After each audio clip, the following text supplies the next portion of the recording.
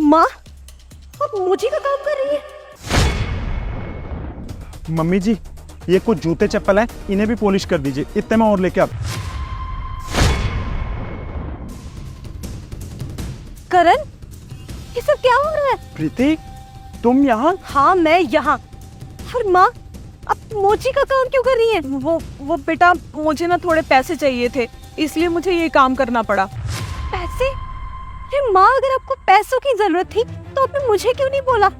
और करण, तुम्हें थोड़ी सी तो शर्म आनी चाहिए। मेरी माँ यहाँ मोची का काम कर रही है और तुम उनकी हेल्प करने की जगह ये लोगों के जूते चप्पल ला के उन्हें दे रहे हो, उनसे मेहनत करवा रहे हो। नहीं बेटा, दामाद जी को कुछ मत बोलो।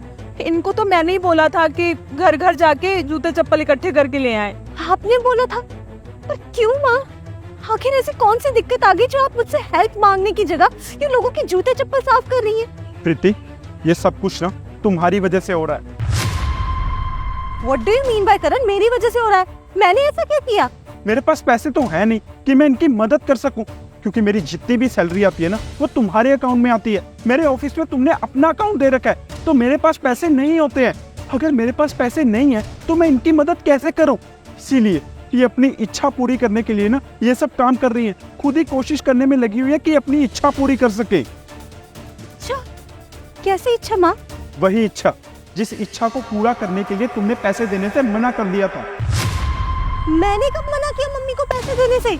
याद करो, उस दिन मैंने तुमसे पैसे मांगे थे तब।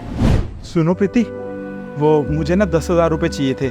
माँ को 4 धाम की यात्रा पे भेजना है ना, बस उसी लिए। माँ को तुमसे मांगने में शर्म आ रही थी, तो सोचा कि मैं तुमसे मांग लेता हूँ। मैं तुम्हें कोई पैसे नहीं देने वाली और कोई जरूरत नहीं है उस बुढ़िया को कहीं भेजने की। तुम्हारे और मेरे खर्चे पहले कम है क्या, जो तुम उसे 4 धाम की यात्रा पे भेजना चाहते हो? पर प्रीति, बस करण, इस बारे में अब मैं और कोई बात नहीं करना चाहती, समझे तुम? प्रीति मेरी बात तो सुनो। वो तुमने तो प्रीति पैसे देने से मना कर दिया था ना, इसी वजह से मम्मी जी को अपनी इच्छा पूरी करने के लिए ये सब काम करना पड़ रहा है, ताकि वो मेहनत करके कुछ पैसे कमा सके और अपनी इच्छा को पूरी कर सके। और मुझसे भी जितनी मदद हो पा रही है ना, मैं मम्मी जी की कर रहा हूँ। करण, तुम पागल हो गई हो क्या? तुमने मुझे बताया क्यों नहीं कि तुम मेरी माँ के लिए पैसे मांग रहे थे? मैं बोलने ही वाला था, लेकिन तुमने मेरी एक बात भी नहीं सुनी।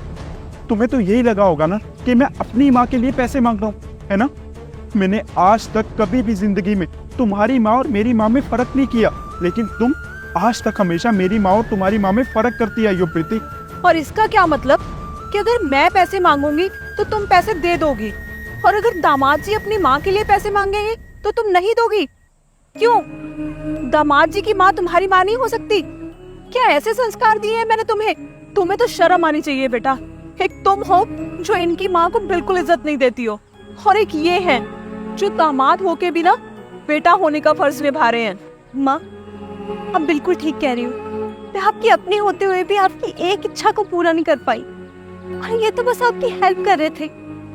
करण, आज तक मैंने मम्मी जी के साथ जो भी बुरा किया, उन्हें जो भी बुरा बोला, प्लीज उसके लिए तुम मुझे माफ कर दो। और हाँ, आज तक मैंने जितनी भी सेविंग्स की है ना, वो सब मैं तुम्हें दे दूंगी।